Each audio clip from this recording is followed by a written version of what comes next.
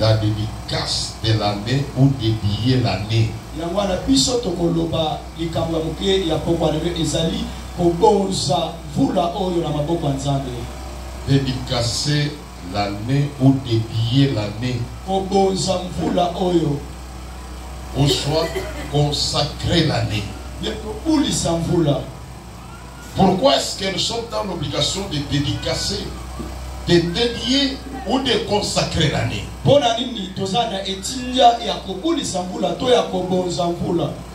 Il y a des choses qui se passent dans le monde spirituel et le monde spirituel a des lois, des réalités qui doivent s'accomplir tel que ça y est.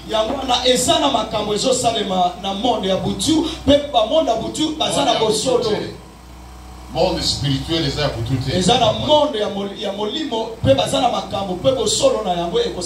Donc la spiritualité exige que l'homme puisse avoir des principes, des lois qu'il peut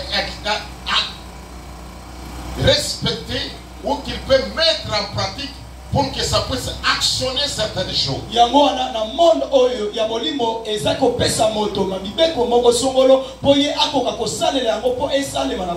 Mais parfois les chrétiens sont distraits. C'est pourquoi parfois nos vies sont tellement bloquées. Parce que nous ne savons pas respecter certains principes simples.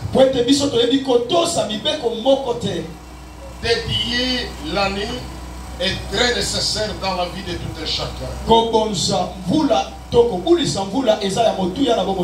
que quand la Bible parle même de la bénédiction, la Bible nous dit que nous sommes bénis de toutes sortes de bénédictions dans les lieux célestes.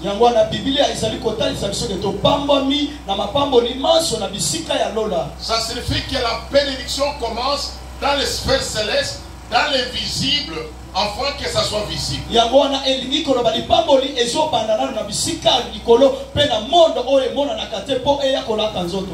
même manière, même la malédiction commence dans l'invisible avant que ça soit visible.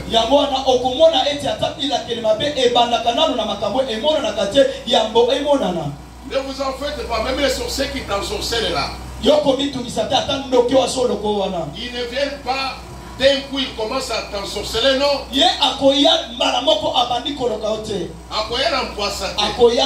Il prépare d'abord. Il met une période. Il met un temps. Il proclame sur une durée ce que ça doit s'accomplir. C'est pourquoi Pierre pouvait dire Satan rôde comme un lion rugissant, cherchant non qui dévorer mais qui dévorera. Non. J'ai refusé, j'ai dit, il n'a pas dit cherchant qui dévorer, mais il a dit qui dévorera. C'est-à-dire, quand Satan rôde, il prépare sa proie. Il prépare les moyens d'atteindre cet homme avec beaucoup de facilité. Il évalue les conséquences, les pour et les contre. Il prépare tous les moyens possibles pour atteindre son objectif. Et il est fait dans l'avenir. C'est-à-dire même un enfant de Dieu, notre vie prochaine, notre vie future doit être préparée maintenant. C'est-à-dire quand tu prépares les choses maintenant, ça montre que ton futur sera meilleur. Quand tu ne sais pas préparer les choses maintenant, ton futur ne sera pas meilleur. Or, nous avons la petite possibilité de préparer notre avenir. C'est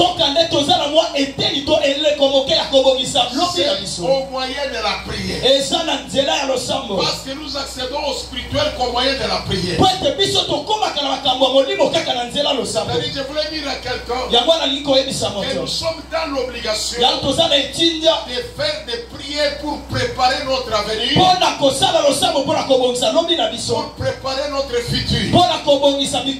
kolia. Nous tenons les mots pour lire le verset. Tokote le malikolo pour la kotanga verset. Ouais, théolo bakabana côté atangité. Pour que tu peux dire, il parlait seulement, mais il n'avait pas lu. Mais Paul t'a bana côté, la moni bisika atangi verset tel. Mais quand Paul prêchait, je n'ai pas vu là où il a lu les versets. J'ai vu qu'il parlait au point que même mes fiches étaient fatiguées.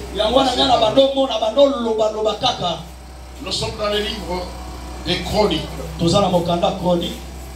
Deuxième Chronique, chapitre 6. Le verset 41, j'ai lu. Verset 41. Deuxième Chronique, chapitre 6, verset 41. Il dit ceci. Maintenant, éternel Dieu, lève-toi, viens à ton lieu de repos. Toi et l'arche de ta majesté. Et tes sacrificateurs, éternel Dieu, sois revêtu de salut.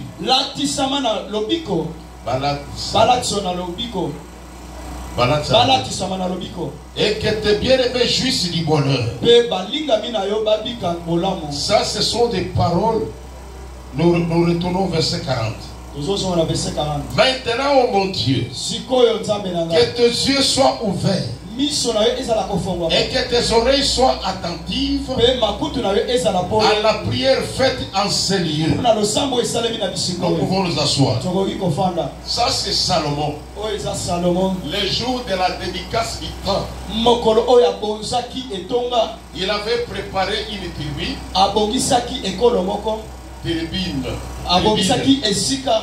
C'est sur cette tribune-là qu'il s'est placé pour parler au peuple et faire la prière.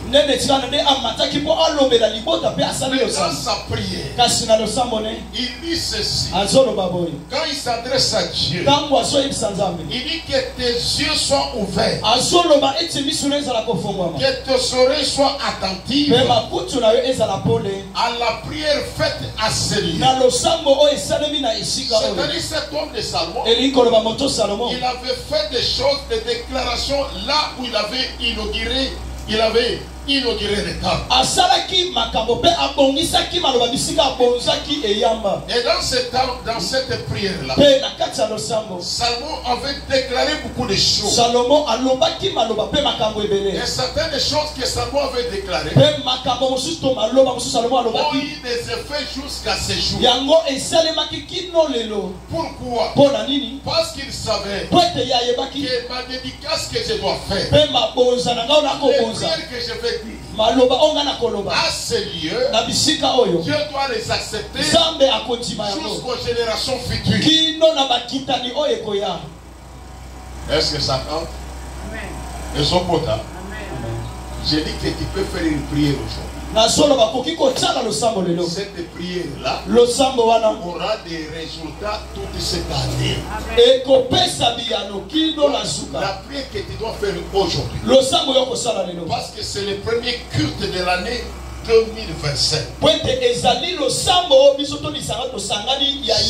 prière-là que nous allons faire ce soir doit préparer toute l'année.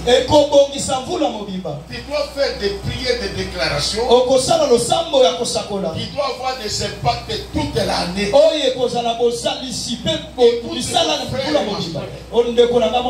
la prière, il y a une force terrible. Dans la prière, il y a une force terrible. Au moyen de la prière, tu peux déclarer des choses qui doivent se manifester de génération en génération. Au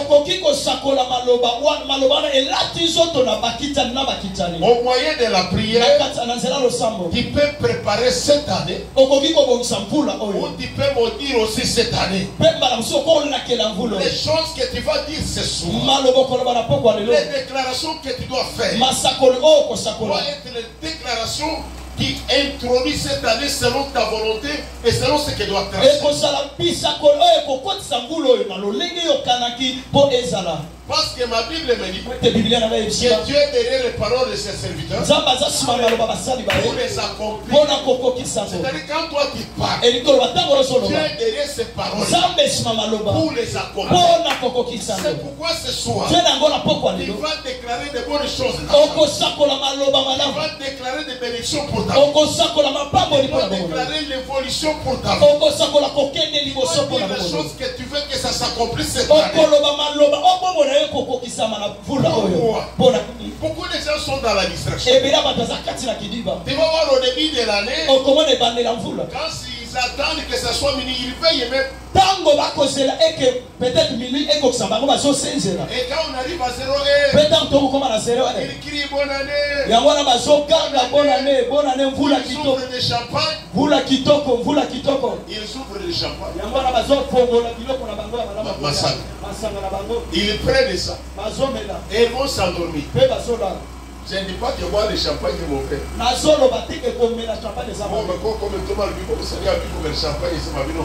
Je ne dis pas que boire le champagne est mauvais parce que la Bible n'a pas interdit. La Bible a interdit l'ivresse et l'ivrerie. C'est une parenthèse.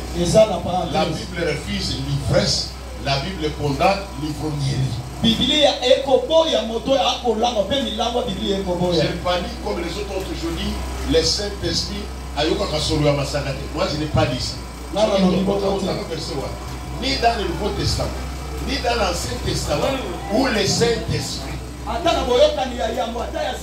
Le Saint-Esprit ne supporte pas l'odeur de la bière ou de l'alcool. Qu'est-ce que vous voulez me dire? Moi je sais que le Saint-Esprit, même aux brasseries là, le Saint-Esprit est là. Quand tu pêches, il te voit. Sinon, tu pouvais mettre tout simplement le fait que tu commences à pêcher, le Saint-Esprit ne te voit pas. Et le péché ne compte pas. Mais parce que lui ne supporte pas l'odeur de la bière. Alors si tu es malin, tu veux pécher. Non, tu veux pécher, tu ouvres les vins.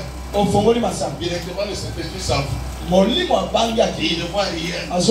Il peut pécher, lui ne te voit pas. Oh, ce n'est pas ça. La Bible nous dit ne sois pas adonné, c'est-à-dire accro, c'est-à-dire s'habituer, s'accoutumer au vin.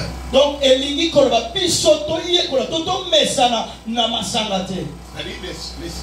nous a dit, n'a pas dit que non. J'ai pas dit un verset qui dit le Saint-Esprit a eu sur l'alcool. Là, c'est le verset de Patrick Boyosson. Vous n'êtes pas dans la Bible. Voilà, et ça verset, il n'y a pas triste. Non, c'était une parenthèse. On les a parenthèses. Quand les gens ont oublié. Les gens ont célébré. Mais ils ont oublié quelque chose. Et pendant ce temps-là, c'était une bonne période pour faire des déclarations. Déclarer pour l'année qui commence. Qu'est-ce que tu as déclaré le 1er janvier? Qu'est-ce que tu as dit pour ta vie? Qu'est-ce que tu as dit pour ton mariage? Qu'est-ce que tu as dit pour ta situation financière? Qu'est-ce que tu as dit pour tes études? Qu'est-ce que tu as dit pour ton avenir? Les gens étaient dans la distraction. Ils pouvaient manger des poulets, des dindes, etc.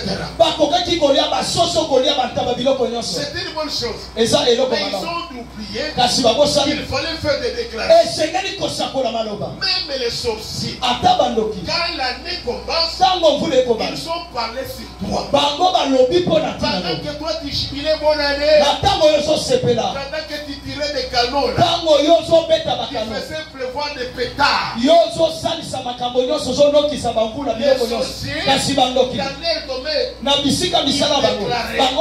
cette année, que Adolphe ne puisse pas voir les bonheurs. Cette année, il ne puisse pas avancer. Il faisait des incantations. Mais pendant ce temps-là, l'église est en distraction. C'est pourquoi je te dis ce soir, je te donne l'occasion pour récupérer. Il doit faire des déclarations pour ça.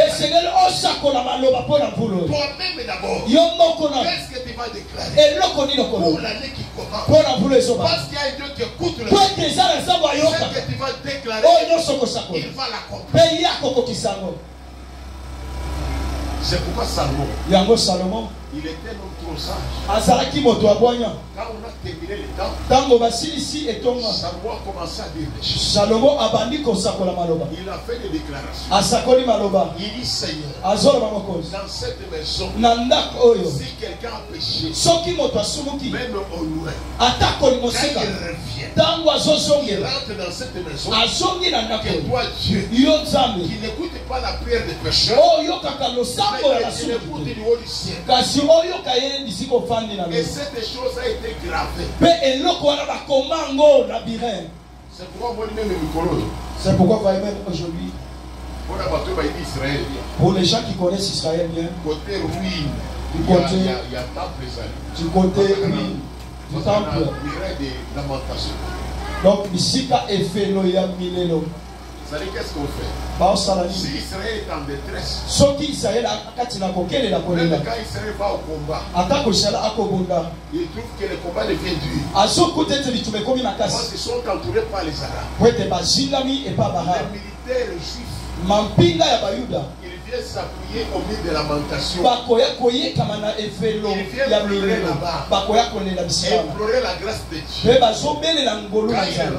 Jango bakosonga. Ils deviennent très forts. Bazokoma na Ce makasi. n'est pas par eux-mêmes. Ezali mpo na C'est bango parce te. qu'il y a eu un homme. Po ete ezalaki na Il moto. s'appelle Salomon. Oyo akobianga Qui masano. avait déclaré Oyo asakolaki maloba. devant Dieu. Liboso ya Il a nzambe. dit si c'est lié. Alobi mpo na Quand bisiko. le peuple viendra, Tango mabota quand ekoya. ils crieront, Tango bakobelelaka. écoute du Yo haut du ciel. oyoka bango bisiko Qu'est-ce ezali. que toi tu as déclaré d'abord? Eloko nini osakoli mpo na bomoi no.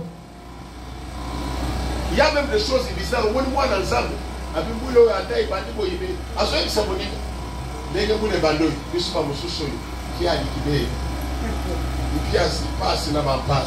Il y a d'autres Imagine un personnes. peu la déclaration que tu as. Eza na bato mosusu amoni ke neti ngule bandi obiso tozalaka bato apasi bato ya minyoko. Des mauvaises déclarations. Azosakola maloba Il dit mabe. à son ami, Azolisa moninga ne. 2025, Na 2025 oyo. nous c'est terrible. Biso tokozala bato apasi. C'est terminé pour nous. Biso esili po. Oh. Nzoka nde. Les deux testament, Nzambo na soso. il est écrit, Ekomami. il est le maître des temps. Azali mokonzi ya Il est bilesi. circonstant. Mpe ya makambo. C'est-à-dire, c'est Dieu. Elingi koloba nzambe Il wana. peut t'amener dans une dimension telle que Akoki komema na lolenge tu moko. oublies les choses passées. Obosani makambo eleka. C'est pourquoi il est écrit. Yango ekomami. Ceux qui sont en Jésus-Christ Mpo na bayi nyonso baza kati sont na des nkolo. nouvelles créatures. Bazali likelamu ya sika. Les choses anciennes sont Makambo passées. ya yambo eleki. C'est-à-dire que tu ne dois pas te rappeler les choses passées en 2020. Elingi koloba yo kokanisa lisusu Tu makambo dois wana te. déclarer positivement pour 2025. Yo kosakola makambo ebonga mpo na Et 2025. cela commence par toi. Mpe wana ekomanaka epano. N'attendez pas les déclarations de l'homme de Dieu. kozela bisakoli ya mosala na Et nzambe. toi-même, Yo moko. qu'est-ce que tu as déclaré pour toi? Eloko nini osakoli mpo na bomoi no. Une femme dans la Bible Mwasi moko kati na Biblia. qui s'appelle Sarah, Oyo akolianga na kombo Agar. Agar. La Bible dit Biblia elobi. que cette femme d'Agar, Mwasi oyo daga qui était une servante, oyo azali mosali mwasi. elle a été chassée par Abraham Mpe babenganaki epa Abraham. avec son fils Ismaël. Na mwana na ye Ismael. Quand ils arrivent dans le désert, Ntango bazokoma na esobe là il n'y avait pas de l'eau. bisika wana mai ezalaki te. C'est-à-dire, Elingi koloba là où il est arrivé, bisika akomi il restait que son enfant puisse agoniser, mourir. ayebi ete mwana esengeli akata pema. Mais cette femme-là, Kasi mwasi wana elle a crié. ye abelelaki. Quand elle a crié, Ntango abeleli le ciel a écouté. lolo eyokaki. Non seulement que le ciel eza kaka lolo a te. donné de l'eau à Ismaël. Mpe mai eyaki mpo Ismael Dieu amela. ne s'est pas arrêté là-bas. Nzambe asuki wana te. Jusqu'à ce jour. kino na mikolo Dans ya lelo. le désert là, Donc kaka na bisobe il y wana a du pétrole. eza na bapétrole. Jusqu'à ce jour. kino na lelo Les Arabes qui sont dans le désert, bato arabo baza na ils bisobe sont kuna. plus que le reste du monde. Bango baleki bato nyonso mokili. Ils sont plus que les Américains. Bango baleki ata baaméricain. Ils ont tellement l'argent que personne au monde ne peut avoir l'argent comme ça. Bango baza na mbongo koleka bato nyonso mokili. Pourquoi Mpona nini? une femme servante, Mwasi moko mosali chassée par son mari, babenganaki ye pa elle a mobali appris à crier. mpe ye abandi Et d'abord, koganga elle avait crié. mpe lolingi Il y a agangaki eu une bénédiction qui est descendue. mpe lipambo Et lekitaki la bénédiction est restée éternelle. mpe lipambo letikali ya C'est seko pour te dire ezali mpona que koyebiso comme tu es là, lokolo ozali il y a le pouvoir, oza na il makoki y a la capacité oza na makoki de déclarer ya kosakola pour 2025 mpona 2025 et 2025 devient une bénédiction pour toi. C'est une année dure. C'est une année de difficultés. Ce que toi tu déclares, ça peut faire des impacts. Pour David. Et ça peut même bénéficier les autres. Amen. Dédicacé, c'est-à-dire consacré au bon Dieu là. Est-ce que tu as dédicacé? Est-ce que tu as ou tu étais dans la distraction comme tout le monde? peut-être bonne année. Comme les autres, ils montent, ils descendent sur la route. Ils voient que bonne année, c'est le fait de monter et de descendre.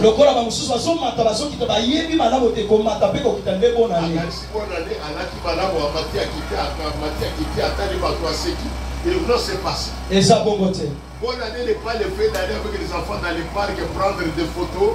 Entrer dans les supermarchés, non. Bonne année, mais l'année sera bonne quand toi, en qui tu as mis la parole de Dieu, comme tu es là, qui a été créé à l'image, semblable à Dieu, qui a la capacité de déclarer et la chose arrive. Tout ce que tu devrais faire, c'est de dire des choses pour cette année. Qu'est-ce que tu veux que cette année soit pour toi?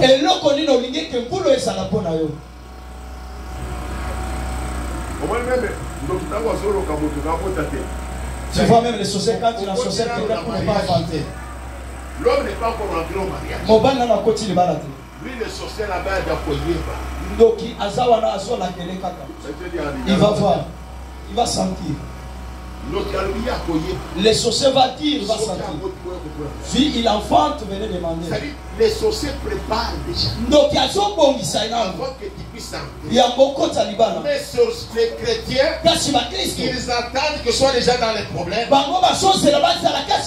commencent à prier. Non, nous devons faire plus que les sorciers. Cette fois-ci, nous n'allons pas tomber dans les pieds. Nous allons commencer par préparer déjà l'année cette fois-ci. Ce soir, tu vas préparer 2025. Tu vas dire des choses pour 2025. Comme tu me vois venir là, je suis venu ce soir pour parler des choses pour ma vie à 2025. Je viens prophétiser ma vie pour 2025. J'ai des choses que je dois déclarer pour mon foyer pour 2025. Donc nous allons beaucoup presser. Pourquoi je ne dois pas prêcher pendant assez longtemps? Nous allons prendre beaucoup de temps dans la prière. J'aime que tu puisses faire des déclarations concernant 2025. Tes déclarations auront des effets.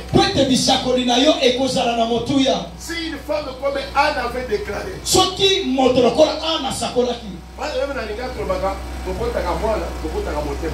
même à Lingala, nous disons nous enfantons les enfants, mais nous n'enfantons pas les cœurs. Mais cette femme d'Anne, il dit mon fils, que Dieu va me donner, je vais les consacrer à l'éternel.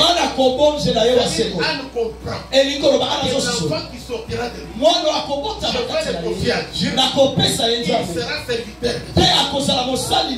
Or, à cette période, on dit que le vision était devenu rare. C'est-à-dire la présence de Dieu était devenue rare. Malgré la rareté de la présence de Dieu, Anne était sûre que son fils qui naît à la période de la rareté de la vision de Dieu sera un enfant consacré à Dieu. Il va relever les défis. Et ça s'est fait ainsi. Samuel était devenu un prophète authentique à cette période. C'est-à-dire, comme tu es là, il y a la possibilité capacité de déclarer l'année 2025 est à ton pouvoir. L'année 2025, ceux qui vont se réaliser est à ton pouvoir. Il y a cette capacité de donner la chronologie de ce qui va se passer cette année par ta prière.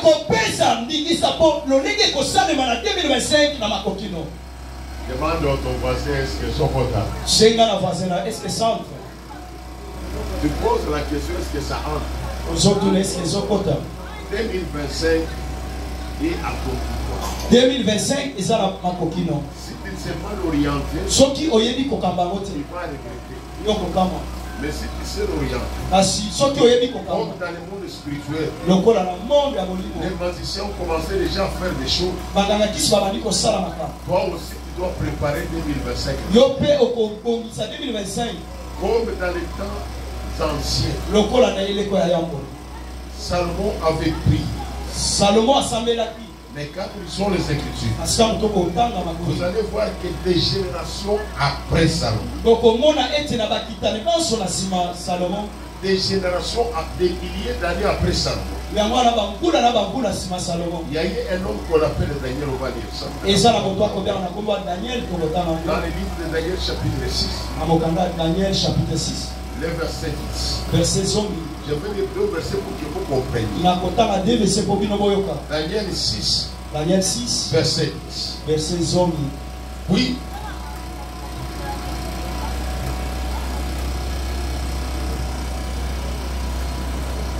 Daniel 6, 10. La Bible dit, lorsque Daniel sut que le décret était écrit, il se retira dans sa maison, où les fenêtres de la chambre supérieure étaient ouvertes dans la direction de Jérusalem. Et 3 fois le jour,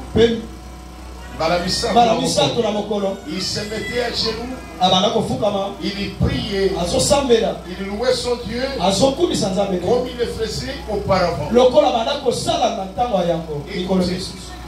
Si ce Daniel est entré dans la fosse au lion, il est sorti vivant. Ce n'était pas seulement à cause de son intégrité envers le roi, mais envers Dieu. C'est parce que ce monsieur-là, il avait une connaissance que tout juif avait. Quelle est cette connaissance? Quand nous lisons cette portion de l'écriture, on nous dit ceci, que quand Daniel priait, quand quelqu'un prie, il faut qu'il ferme sa porte, il ferme les fenêtres. Mais ici, Daniel, quand il prie, il y a une fenêtre ouverte en direction de Jérusalem. Est-ce que vous comprenez? Amen. C'est-à-dire quand Daniel veut prier, il faut qu'une fenêtre soit ouverte en direction de Jérusalem. Pourquoi? Parce que l'homme de la chair avait fait une déclaration. Quand nous lisons la Bible, je n'ai pas lu une portion des Écritures qui dit que Daniel ou les Juifs, dès qu'ils devraient prier, ils devraient regarder à Jérusalem. Ce qu'on les vit, pour remplacer. Si tu te fatigues, il faut que tu sois remplacé. Tu vas faire ci. Écoutez, Yoka. je n'ai pas lu là où c'est écrit, où Dieu a dit au fils d'Israël, regardez à Jérusalem. Non. Mais pourquoi Daniel en captivité, il fallait qu'il y ait une fenêtre retourner en direction de Jérusalem. L'Écriture nous répond. Nous sommes dans le livre de Chroniques où nous étions là. Chroniques chapitre 6, nous revenons. Chroniques chapitre 6. Deuxième Chronique chapitre 6. Deuxième Chronique chapitre 6. Le verset 39. Verset 39.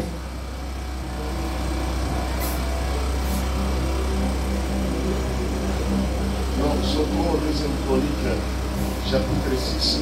Deuxième Chronique, chapitre 6. Voilà. Verset 39. 38 et 39. 38 et 39. Et prenons le verset 38 d'abord. Deuxième Chronique, chapitre 6, verset 38.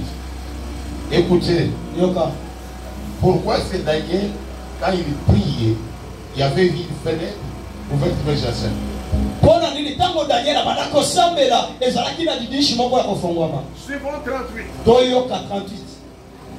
S'il revient à toi de tout leur cœur Soki baye pano na mitema biso et de toute leur âme pe na milema na bango nyonso dans les pays de leur captivité na mboka boumbu na où bango ils ont été amenés captifs, bisika bamemaki bango na boumbu s'ils t'adressent soki prière, soki baye biso mpona losambo les regards tournés vers leur pays que tu as donné, elongi na bango na mboka oyo opesi bango à leur père, mpe na batata na bango vers la ville que tu as choisie et vers la maison que j'ai bâtie à ton nom. na engumba yo poni na ndako na tongi mpona Verset temolo 39. Exauce des cieux du lieu de ta demeure. mpe yanola bango nzambe ya likolo mpe bisika efandeli na Vous yo allez continuer à la maison. tokokoba na ndako Salomon dans sa prière, salomo kati na losamboli il dit Seigneur, azoloba mokonzi s'il a du fenêtre, soki bakoya soki yaka, soki eyaka s'il a du fenêtre, soki eyaka que le peuple d'Israël, eke libota ya israele un membre d'Israël, moto moko ya israele est arrêté pendant la guerre ou pendant une invention, bakangi ye na ntango bitumba atako na kati ya boumbu et on l'amène en captivité. mpe basomeme na boumbu Là, dans son pays de captivité, kasi na mboka na bango ya boumbu s'il prie, soki azosambela son regard vers Israël, elongi na ye etali israele vers Jérusalem, yo ezotala engumba ya vers la yerusalemu maison que j'ai bâtie, ezotala na ndako bisika na que toki tu ressources du haut du ciel. oyanola bango likolo bisika ozali C'est-à-dire, elingi koloba quand Salomon a dédicacé la maison, ntango salomo abonzeli ndako oyo epanzambe il a donné 3 conditions. apesi mibeko misato La première condition mobeko ya yango était que si les hommes rentraient dans la maison de l'État, ezali soki bato bazongi na ndako ya tata na bango ils prient basambeli que Dieu les ressources du haut. nzambe ayanola bango bisika jali Deuxième condition, mobeko ya mibale s'ils partaient en guerre, soki bake kobunda ils se sont éloignés de Jérusalem. eke bango bakomi mosika na Et ye qu'ils na voient des yerusalemu difficultés. eke bango bakutani na S'ils makisika kata regardaient à Jérusalem soki batali na et jerusalemu ils prient eke que basambeli Dieu puisse les exaucer. nzambe ayanola bango Troisième condition, mobeko ya si misato on les a déjà arrêtés, soki bakangi bango ils sont captifs, eke bamemi bango na boumbu ils sont prisonniers, eke bango bakoti na boloko esclaves ete bakomi baumbu dans un pays quelconque. na mboka songolo Mais pakala ces gens-là, kasi bato wana s'ils prient soki basambeli en regardant vers Jérusalem, mpe mbusu na bango bakotala les gens yerusalemu c'est du haut du ciel. mpe esengeli nzambe oyanola C'est bango pourquoi nde na yango Daniel connaissant la chose, daniel na bososoli ya il lika se retrouve esclave azomikuta moumbu à Babylone. kati ya babiloni Il se souvient de la prière de Salomon. azokanisa losambo oyo salomo asalaka Et ce Salomon-là a pu faire la bonne bouteille. mais salomon n'était pas mort avec la La bonté fin de Salomon était bizarre. Le roi d'ailleurs, qui a malamu te a pu faire ndenge ya mabe nzamba ya jeté. sa mort n'était pas bonne mais sa mort était mauvaise et Dieu l'avait rejeté Mais le problème kasi likambo est que sa prière eza eke losambo était restée. ekokotikala Je t'informe. nazoye biso Quand tu fais la prière avec ton cœur, ntango ozosambela motema avec la foi, ozosambela en espérant dans ce Dieu, mpe ozoyilika epasa cette prière restera d'actualité toute ta vie. yeba ete losambo wana ekosala eke bongo nono obimba ebongisama Cette prière-là losambo wana sera accompagnée des effets toute la vie. yango ekokamba bongo ino mpe misala ekosalema Parce bongo que quand la prière est faite ete ntango losambo ezosimba avec le ezokosa cœur, mpe na motema avec la foi, mpe na kondima en espérant en Dieu, mpe ozoyikamela waseko cette prière-là, losambo wana elle laisse des grâces indélébiles toute la vie. mpe yango etikaka bilemo mpe esimbisaka mvula mobimba Alors, yango nde David Daniel a compris. Daniel a sosoli. Comme Salomon avait fait cette prière. Je me retrouve esclave. Maintenant, je veux faire la direction de Jérusalem. Je vais commencer par prier en regardant Jérusalem. Parce qu'il y a une alliance que Salomon avait fait avec le Dieu dans son temps. C'est pourquoi j'ai dit à quelqu'un, ce que tu dois faire comprendre cette chose, c'est faire l'alliance avec Dieu pour l'année 2025. Amen.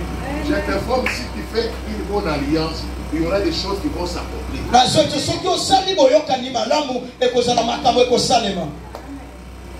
Salomon n'était pas un homme parfait. Salomon azalaki moyenge vérité. Si j'ai pris l'exemple de Salomon, c'est pour que tu me dises non, celui-là était un homme parfait. J'ai pris l'exemple de l'homme qui n'était pas parfait. Soki nazwindaki sia Salomon yo koloba wana azalaki moyenge vérité. Nazwindaki sia Salomon azalaki moyenge vérité. Et même quand il fait la prière, ata kotanga zo sambela.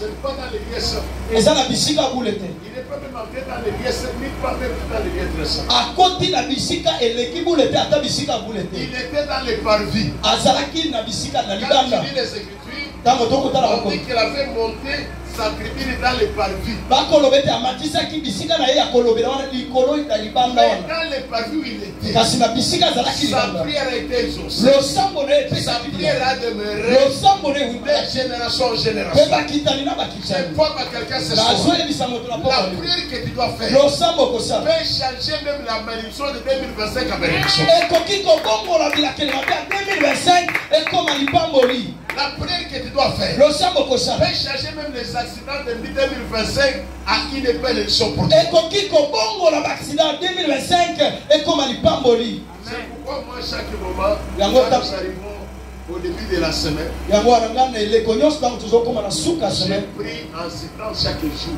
yango nasambelaka na kotanga nkombo ya mokolo na mokolo. J'ai béni lundi. nazopambola mokolo ya yo napamboli mikolo nyonso. Parfois, quand je fais même ça ici, balamusu ntango nasalaka awa toi, tu crois que ce sont les avantages, ce ne sont pas les avantages. yo somo lokola masano eza masano te.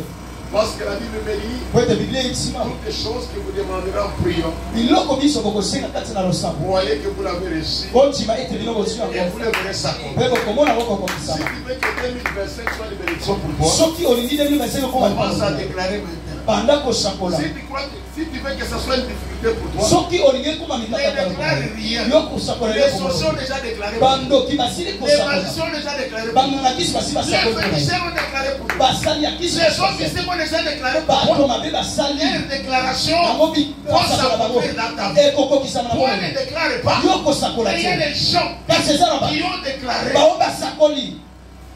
Nous sommes allés pour ça, c'est même au boulot, moi, pour ça. Une autre personne Déclarer pour toi. pouvait déclarer, pouvait prier lui. Si tu ne veux pas déclarer, Soki olingi il y kosakola a des gens qui ont déjà déclaré. ezala bato basi basakoli Ils mpona ont dit des choses. basi balobi maloba mpona Mais yo moi, kasi nga je vais déclarer. wana kosakola Parce que ma parole po ete liloba est yanga plus que la parole de mes ennemis. eleki Et maloba ya la parole de bango sorcier. eleki Si maloba ya banga kisi d'autres ont déclaré, soki bango moi basakola aussi je vais déclarer. nga mpe na Je kosakola vais dire des mpe choses na koloba maloba pour ma vie mpona bongo à yanga 2025. na 2025 Écoutez, oyoka cet homme de Daniel, moto oyo Daniel il connaissait ayebaki qu'il y a eu des déclarations. ezalaki na bisakoli À cause de cette déclaration, kaka mpo na bisakoli wana malgré que je suis esclave, atako naza moumbu j'ai entendu déjà qu'on a mis des lois. nayoki bato Moi, quand je prie, ya ntango nazosambela je dois regarder à Jérusalem. esengeli atala Jérusalem Parce que là-bas, po ete kuna il y a une alliance. eza na boyokani Et là où il y a une alliance, ebisika boyokani Dieu accomplit son alliance. nzambe azokokisa boyokani na ye na poko ya lelo Nous allons faire des prières d'alliance. tokosambela Nous losambo ya allons boyokani dire à Dieu, tokolobela nzambe l'année qui commence, na nkulu ezobanda voici comment que je veux que ça soit. tala lolenge nalingi ezala J'aime que ça soit comme ça. nazolingi ezala bo J'aime que ça soit comme ça. nazolingi ezala bo J'aime que ça soit comme ça. nazolingi ezala bo J'aime que ça soit comme ça. nazolingi ezala bo Et Dieu va l'accomplir. mpe nzambe akokokisa yango. Est-ce que sont contents? Est-ce que centre Est-ce que sont contents? est-ce que centre Qu'est-ce que tu as déclaré pour cette année? eloko nini osakoli mpo na mvula Il y a un jubilé à minuit, qu'est-ce que tu as déclaré? obandaki komato soki tosepeli eloko nini osakolaki On a un cancer, on passe au gars. Bonne année, bonne année à l'île. C'est la bonne année. C'est quelle déclaration? J'avais regretté une sœur qui disait bonne année, bonne année. Maintenant, elle dit. On lui dit bonne année. On l'a dit bonne année, mais elle dit. Elle-même refuse. Il y a mon poisson boy. Il dit papa, bonne année, c'est pas pour nous. Bonne année, ça pour la bisoter. Donc pour elle, c'est une mauvaise année. Et ça pour la mabé. Ça c'est pour elle. Et ça pour la yé. Mais moi, un enfant de Dieu, moi l'ensemble. quand on me dit bonne année, c'est quoi cette année? Et cette année sera différente des autres années. Parce que moi, je vais déclarer les choses qui vont s'accomplir.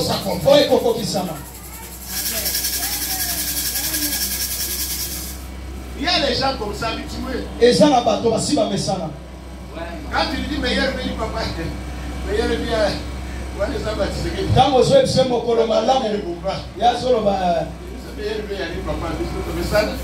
non pourquoi mais nous sommes habitués avec des souffrances comme ça. Ils sont devenus de Jésus à la croix comme de douleur habitués aux souffrances. Moi je ne suis pas habitué aux souffrances. Si j'avais souffert l'année passée, je vais déclarer. Parce que la Bible me dit, je vais t'accorder une année nouvelle. Je vais te donner une année nouvelle. Ce que les Gaza m'avaient mangé, je vais te le donner facile. Ce que les sauterelles avaient mangé, je vais compte retourner. Cette année, ce que j'ai perdu à 2020, je vais le récupérer à 7. Ce que j'avais mangé à 2020, je vais le récupérer facile. Rien ne peut m'empêcher. Ce que tu vas faire, tu vas récupérer ce que tu vas faire. Et ça sera multiplié par 7.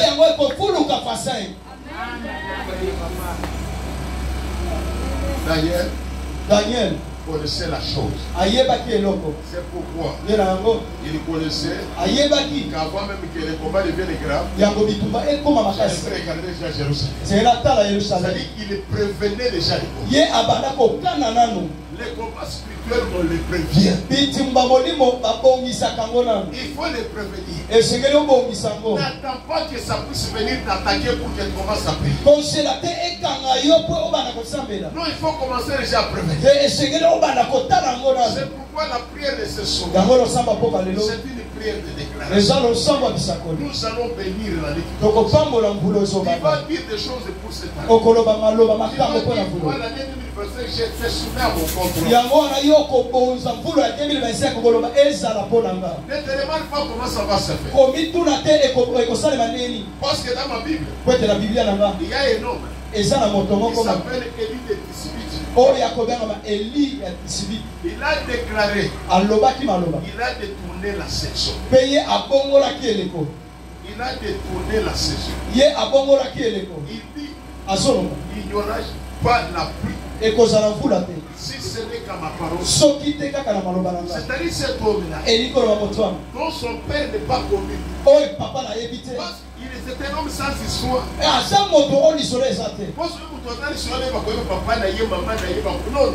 On dit Élie de Tisbite.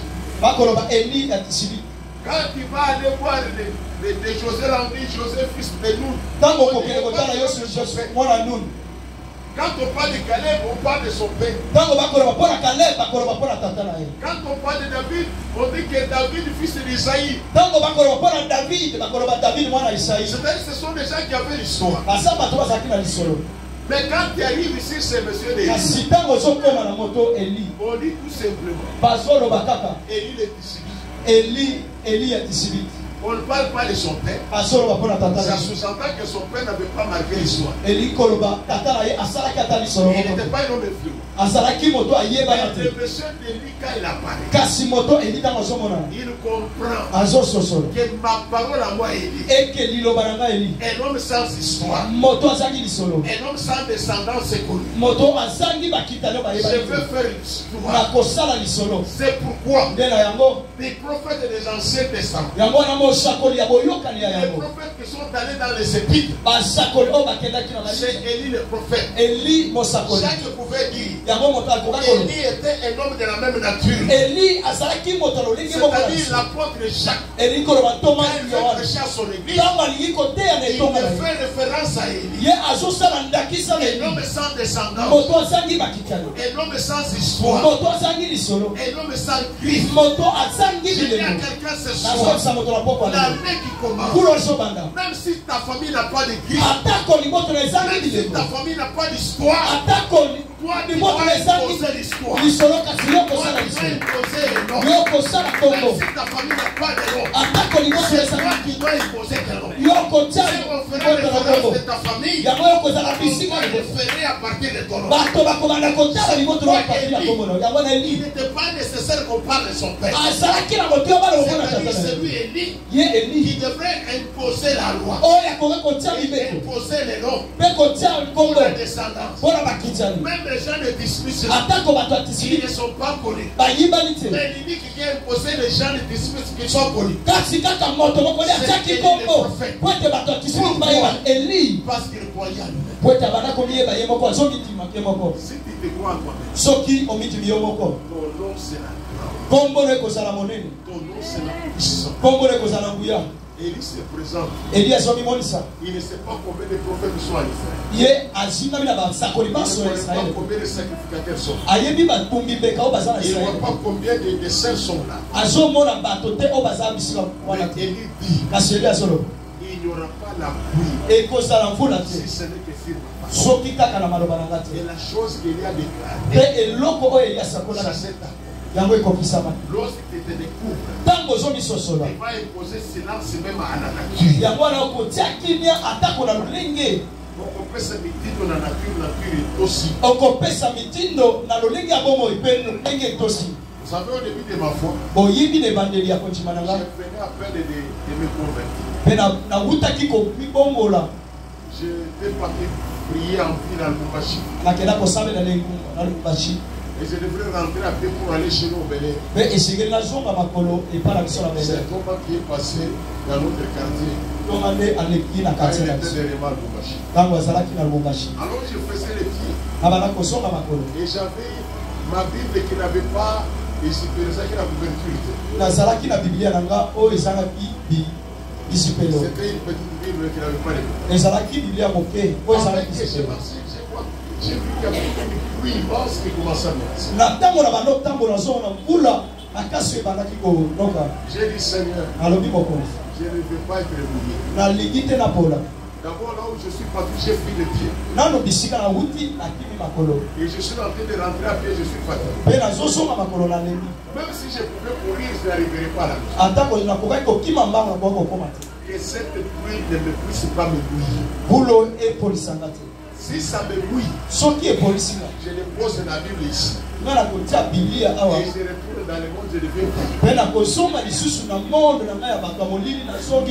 J'ai commencé à marcher. Lentement. Derrière moi, il n'a plus pleuvé. Quand il est là-bas ici, il y a la pluie. Et là devant, il n'y a pas la pluie. Les gens du quartier Bel-Air connaissent cette histoire là où il n'était pas. Des années 90. Il connaît cette histoire. Il connaît cette histoire. J'ai marché et la pluie était derrière. Quand je vois les gens devant, je dis attention. Quand je vous passe, vous serez mouillés. Il me disait non, ce sont des pluies saisonnières, ça peut s'arrêter comme ça. Parce qu'en réalité, il y a des pluies saisonnières, ça peut pleuvoir. Nous sommes ici, nous voyons qu'il n'y a pas la pluie. Mais en Gab, ici, il y a en Gab, il y en a.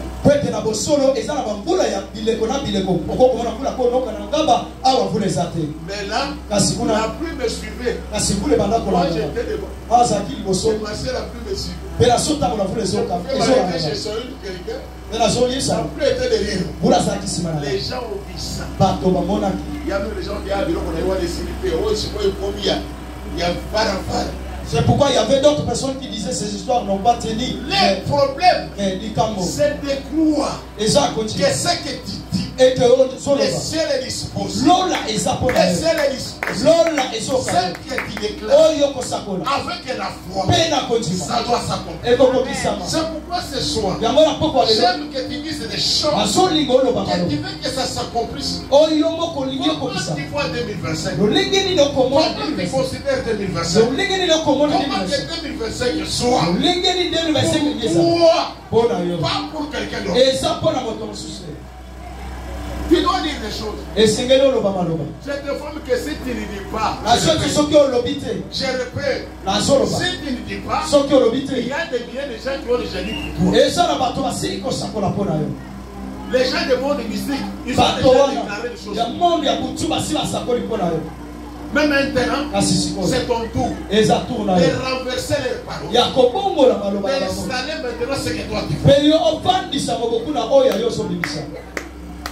C'est ce que tu dois faire ce soir. Et puis quand tu pries, oublie qu'il y a quelqu'un au côté de toi.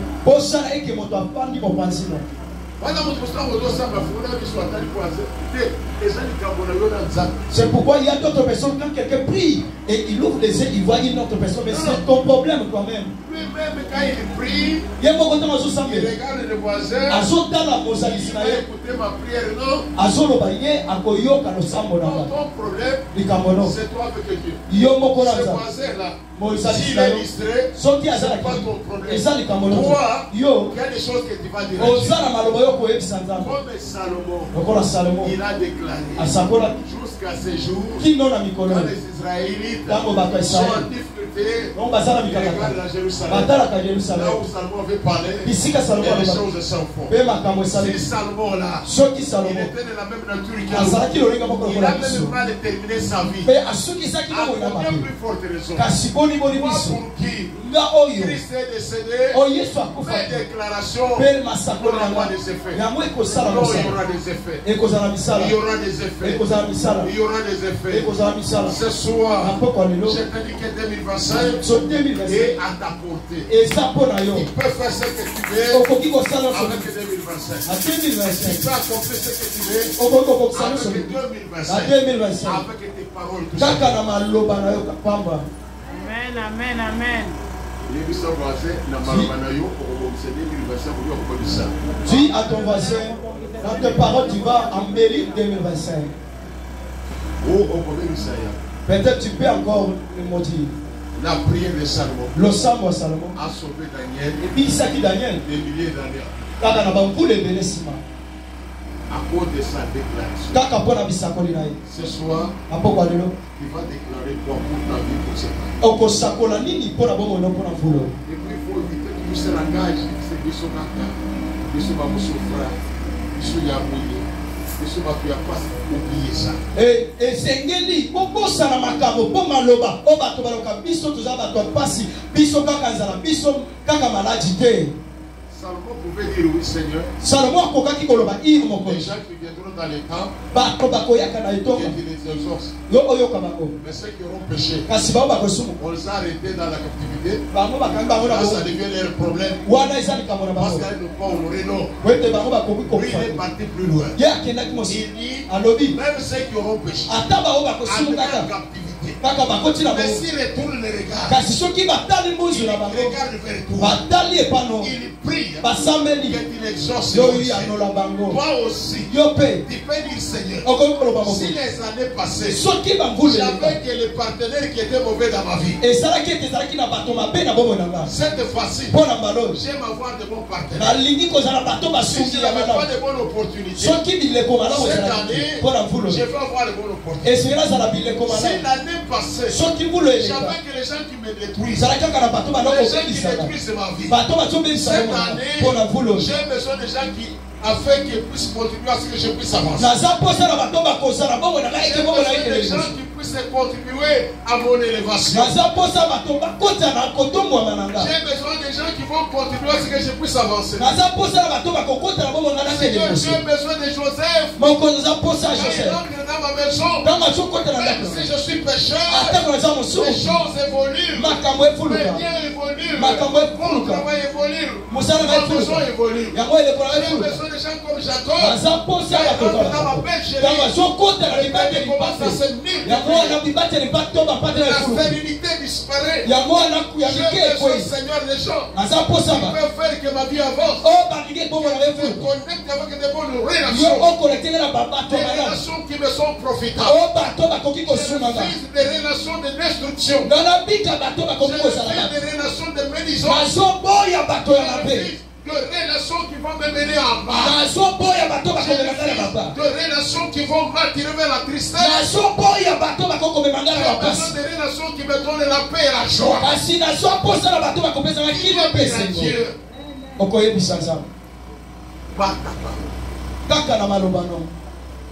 Tu dois faire des déclarations. Cette année, Seigneur, je veux vivre les miens.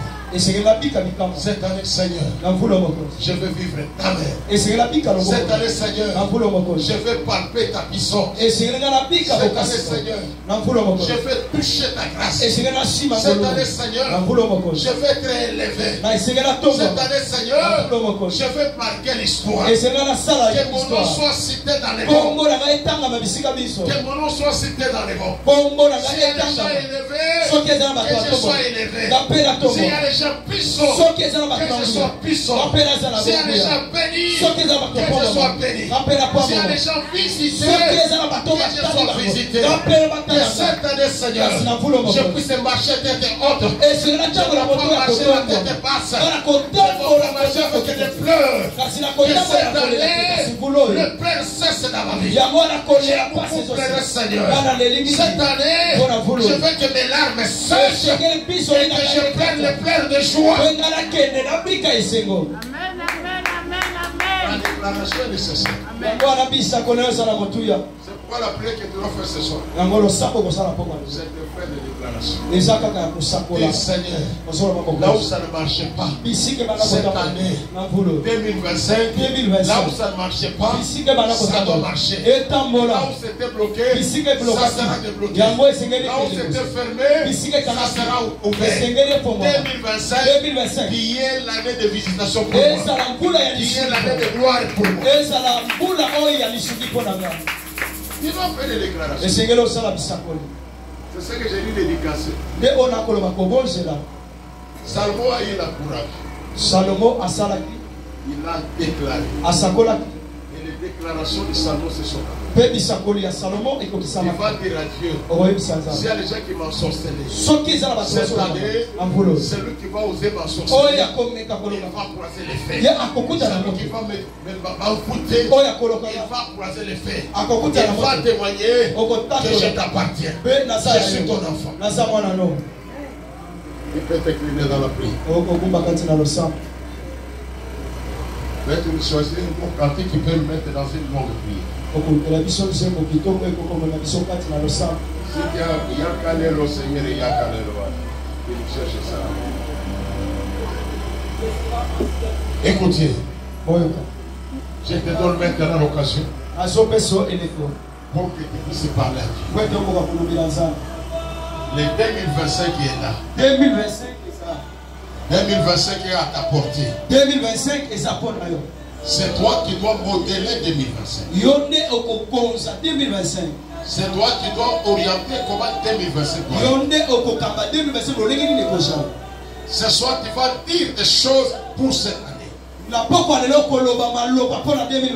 Tu dis, Seigneur, cette année, que mes impossibilités deviennent possibles. Parce qu'il est écrit, je vous accorderai une année de grâce. Tu dis, Seigneur, cette année de grâce, je n'ai pas vécu. Mais mon année de grâce est 2025. Même si tu avais prévu dans ton calendrier que c'est 2028, mais moi je dis que c'est 2025.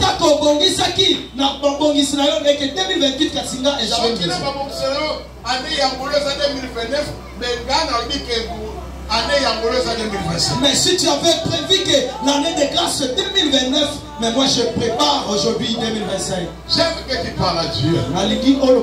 Qu'est-ce que tu veux que Dieu puisse faire? J'aime que tu prennes une bonne position. Où tu peux prier pendant ce longtemps. Tu considères Dieu devant toi. Tu considères Dieu devant toi. Tu vois Seigneur là devant toi. Et maintenant tu lui parles.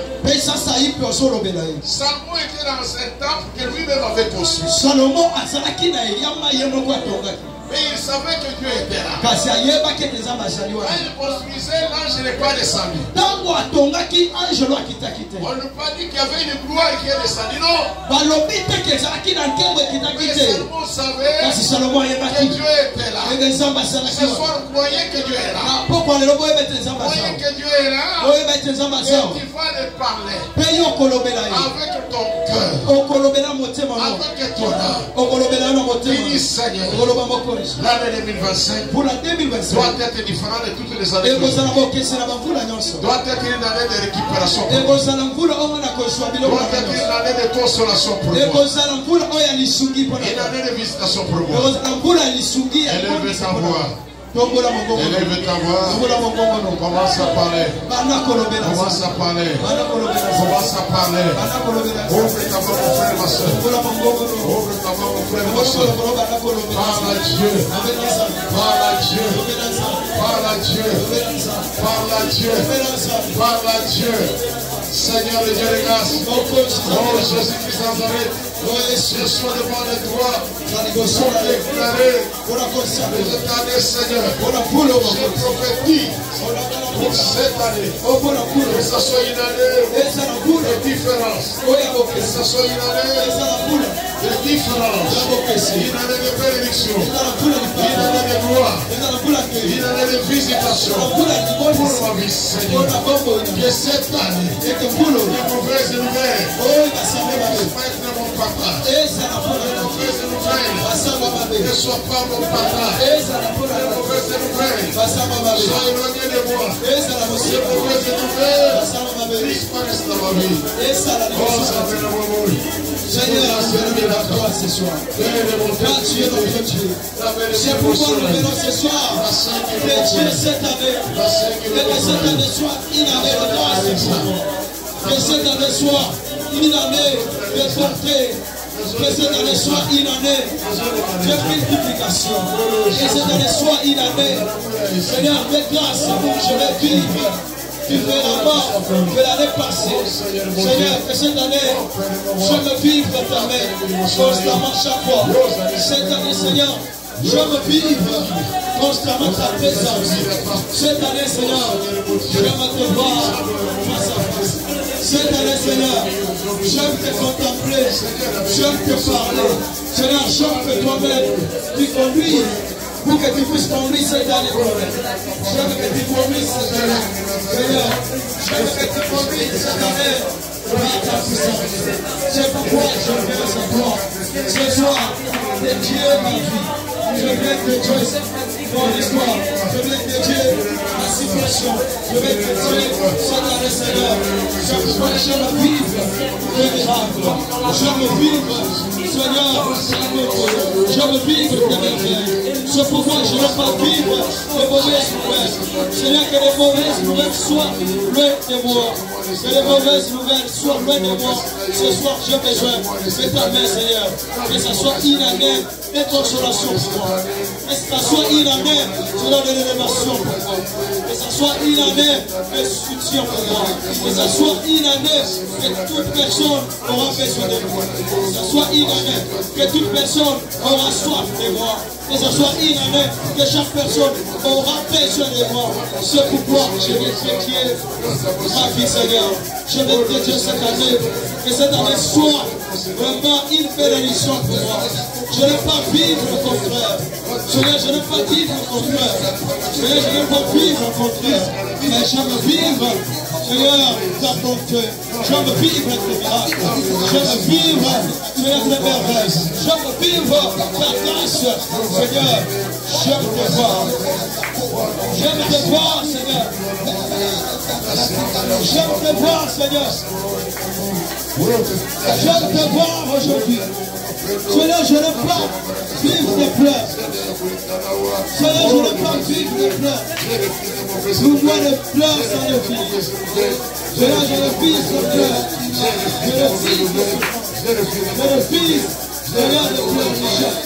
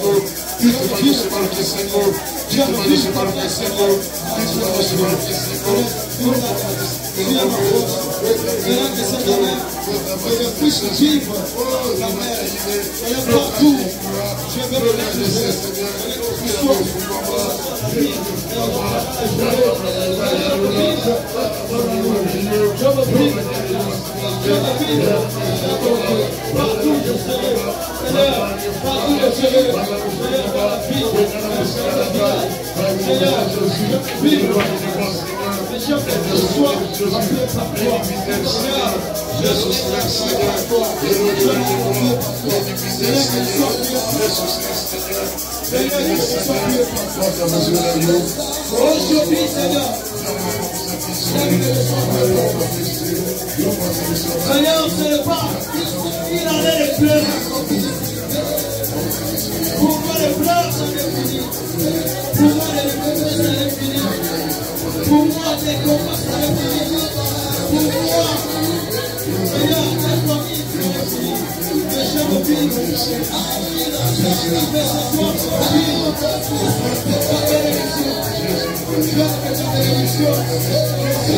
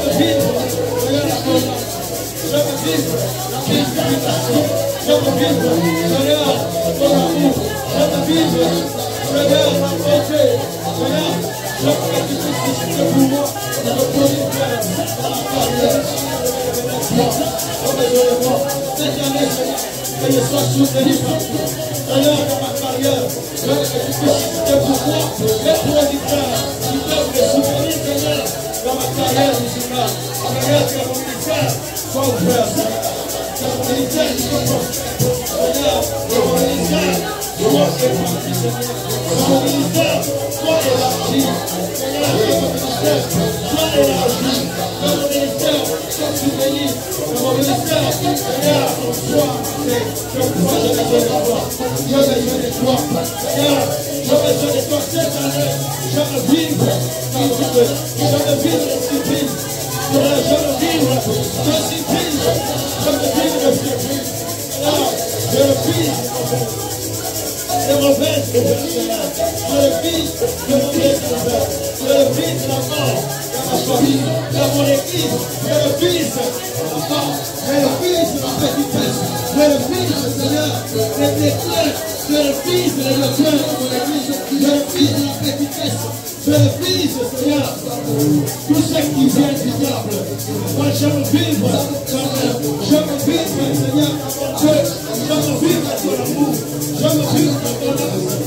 Dans cette année que je viens prédicacher, c'est pourquoi, Seigneur, si son nom avait négligé les temples, Seigneur, quiconque qui est itinérant sur ce temple sera béni, sera délivré.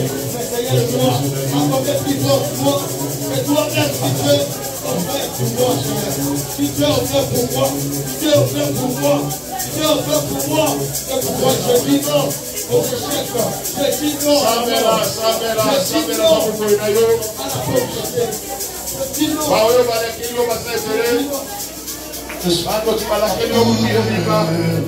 watu ya solo kama la kilo mtu mbiba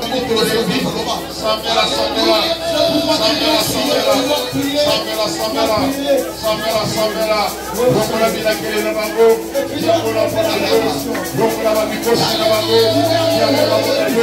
rokola malali na bango ya kirisho na yo rokola mapakte na bango ya oyasa et là Jésus nous voulons te contempler voir notre Dieu c'est notre qui nous la sambera rokola ya bango oyo rokola mobimba rokola Jésus a